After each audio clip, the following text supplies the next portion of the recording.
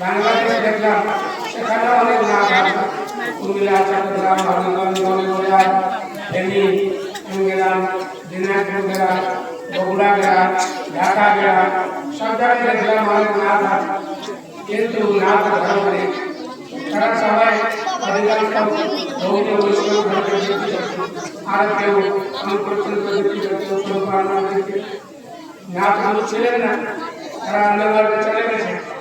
আমি যাওয়ার পরে নাচ আরম্ভ এখন অনেক লোক কি স্বধর্ম নাচ ধর্ম গ্রহণ করল।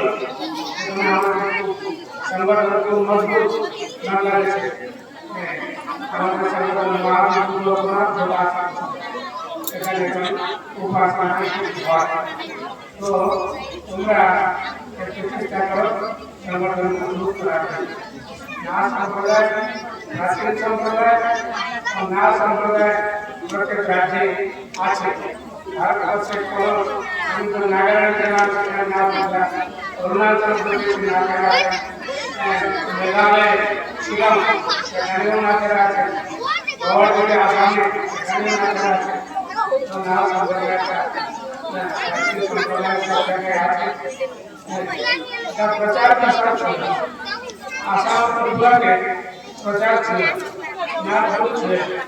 আমি আসার পরে একটু প্রচার হল, প্রসার হল, লোকেরা বিজ্ঞান করলো, যারা যারা স্থাপনা